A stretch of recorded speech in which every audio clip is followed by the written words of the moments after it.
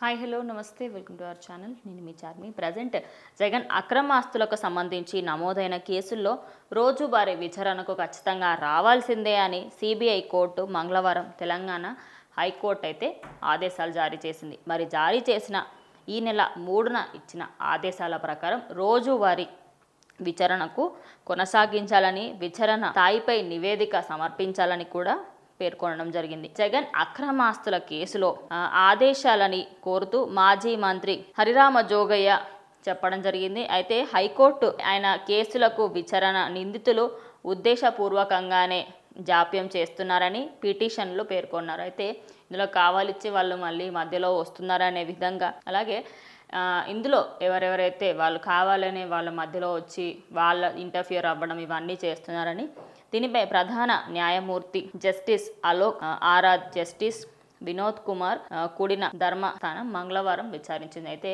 ఈ విచారణకు సంబంధించి అందులో ఏం జరిగింది ఏంటి అనేది గత ఆదేశాలు అమలు చేయడానికి మరోసారి స్పష్టం చేస్తూ విచారణకి ఖచ్చితంగా రావాలని, రోజు వారీగా విచారణకు వచ్చి దానికి సంబంధించి డీటెయిల్స్ ఇవ్వాలి అని చెప్పేసి కూడా చెప్పడం జరిగింది.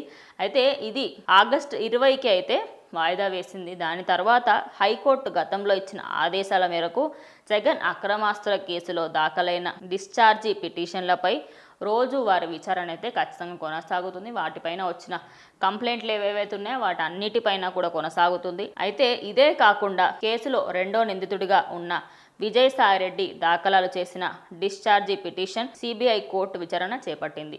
మళ్ళీ ఇటు విజయసాయిరెడ్డికి సంబంధించి ఆయన కూడా విచారణ చేపట్టడం, ఆయన పైన కూడా ఉన్న సెకండ్ నిందితుడు ఆయన పైన ఉన్న పిటిషన్ ఏదైతే ఉందో దానికి సంబంధించి కూడా విచారణ కొనసాగాలి అంటూ ఇప్పుడైతే ఇది బుధవారానికి వాయిదా పడింది అని చెప్పుకోవచ్చు. మరి ఏమైంది ఏంటి అనేది మనకి రేపటికల్లా ఫుల్ డీటెయిల్స్ అనేవి వస్తాయి. మరి జగన్ అక్రమాస్తులకు సంబంధించి కంటిన్యూ అవుతున్న ఈ కేసు గురించి మీ అభిప్రాయం ఏంటనేది కమెంట్ చేయండి.